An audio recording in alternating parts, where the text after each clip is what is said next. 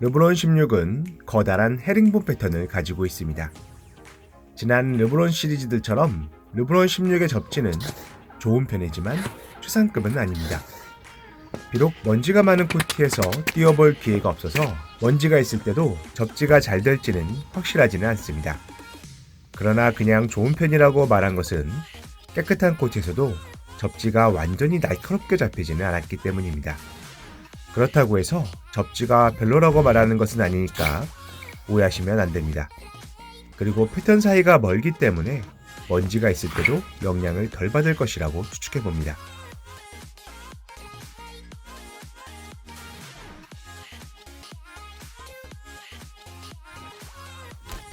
피팅은 정 사이즈로 신었습니다.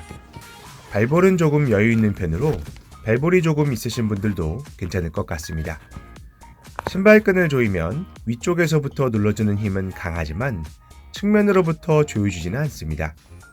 아마도 플라이와이어의 부재와 신발끈 구멍의 위치, 그리고 어퍼가 신축성이 없기 때문인 것 같습니다.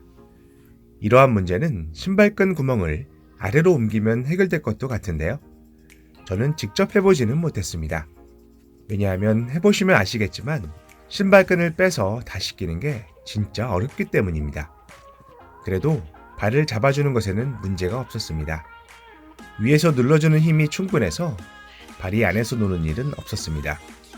뒤꿈치 쪽은 실제로 힐슬립이 일어나진 않았지만 약간 헐렁한 느낌이 들었습니다.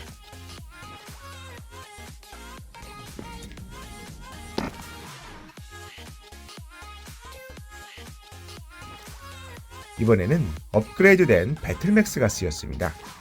초기에는 르브론 15에 비해서 좀 더 맥스에어 같은 느낌이 들었습니다만 길이 들고 나면 조금 더 말랑해집니다. 그래도 여전히 르브론 15보다는 살짝 더 맥스에어 같은 느낌이 들었습니다. 그렇기 때문에 뛰면서 에너지 손실이 덜했습니다. 즉, 쿠션의 반응성이 덜 필요하다는 이야기죠. 그리고 충격은 전혀 걱정할 거리가 되지 않을 정도로 뛰어난 충격 흡수를 보여줬습니다.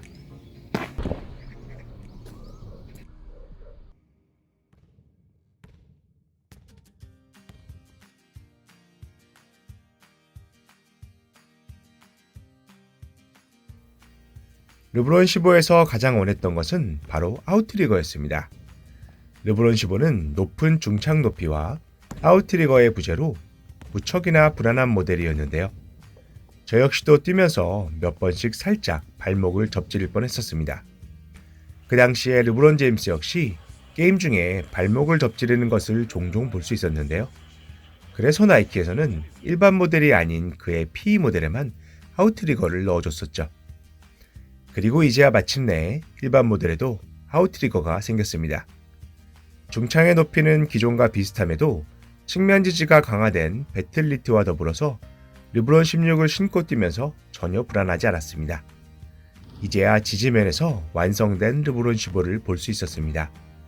그래도 높은 높이를 두려워하신다면 이는 고려해 보셔야 할 것 같습니다.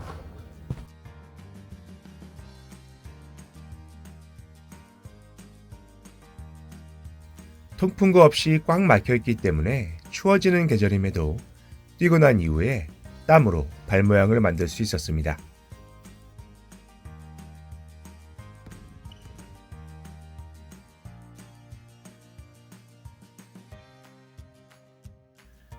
처음 신었을 때는 전작보다 다소 무거워진 무게, 좀 더 견고해진 듯한 쿠션감, 그리고 발을 잘 감싸주지 못하고 뒤꿈치가 들리는 듯한 피팅감에 다소 실망스러웠습니다. 하지만 길이 들면서 모든 것이 괜찮아졌습니다.